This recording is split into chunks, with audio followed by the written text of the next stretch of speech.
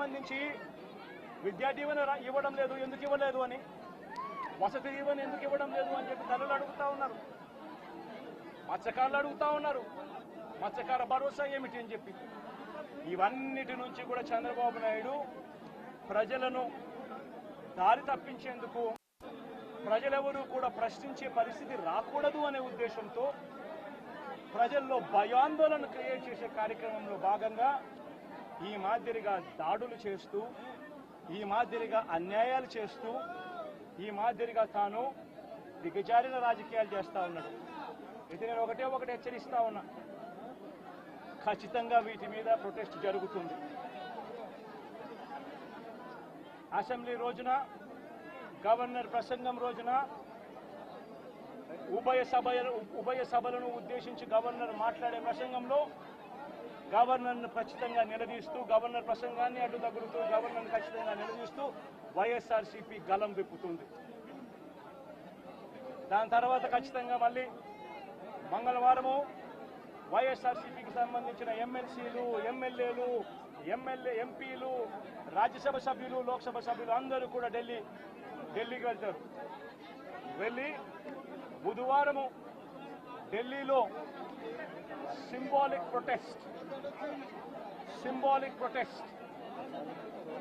Symbolic ధర్నా ఢిల్లీలో చేసే కార్యక్రమం కూడా చేస్తాం.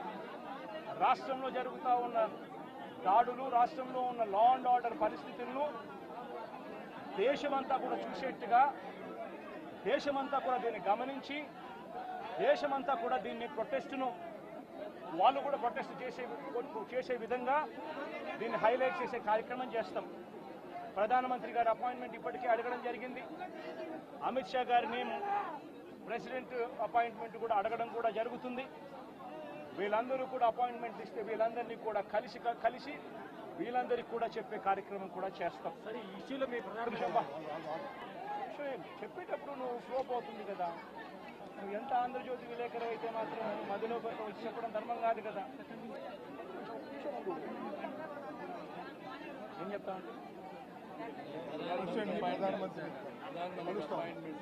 సీరియస్ గా జరుగుతా ఉన్నది ప్రకారం ప్రధానమంత్రి అపాయింట్మెంట్ను, హోంమంత్రి అపాయింట్మెంటు, ప్రెసిడెంట్ గారి అపాయింట్మెంటు, వీళ్ళ ముగ్గురు అపాయింట్మెంట్ కూడా అడగడం జరుగుతూ ఉంది. వీళ్ళ ముగ్గురిని కూడా కలిసే కార్యక్రమం కూడా జరుగుతుంది. వాళ్ళ అపాయింట్మెంట్లు ఇస్తే వాళ్ళని కూడా కలిసే కార్యక్రమం జరుగుతుంది.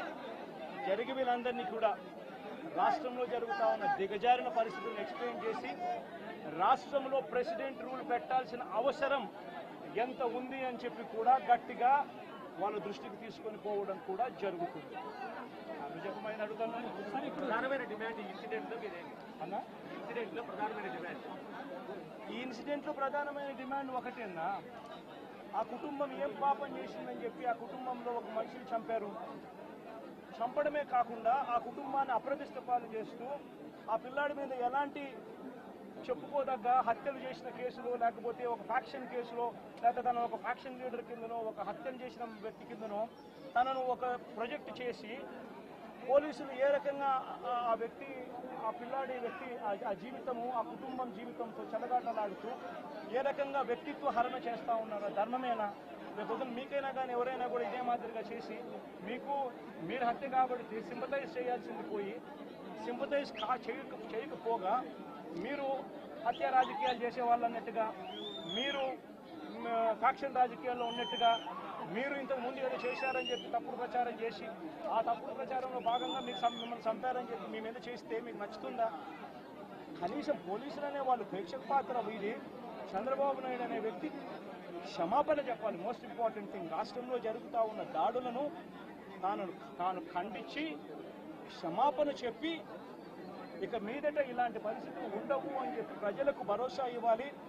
వైఎస్ఆర్సీపీకి ఓటు వేసిన వాళ్ళకు కూడా భరోసా ఇవ్వాలి.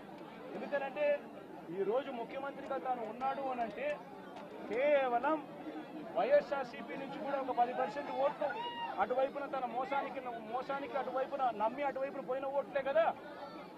ధర్మంగా అది కదా ఈ మాదిరిగా చేయడం. మొట్టమొదటిసారిగా చంద్రబాబు నాయుడు క్షమాపణ చెప్పాలి. పోలీసులు వాళ్ళ విధులు నిష్పక్షపాతంగా చేసే విధంగా పోలీసులు అడుగులు ముందుకు వేయాలి. ఇవన్నీ జరిగే దానికోసమే ఒత్తిడి తీసుకొచ్చే కార్యక్రమంలో భాగంగా ఇవన్నీ చేస్తాం. రాష్ట్రంలో బీజేపీ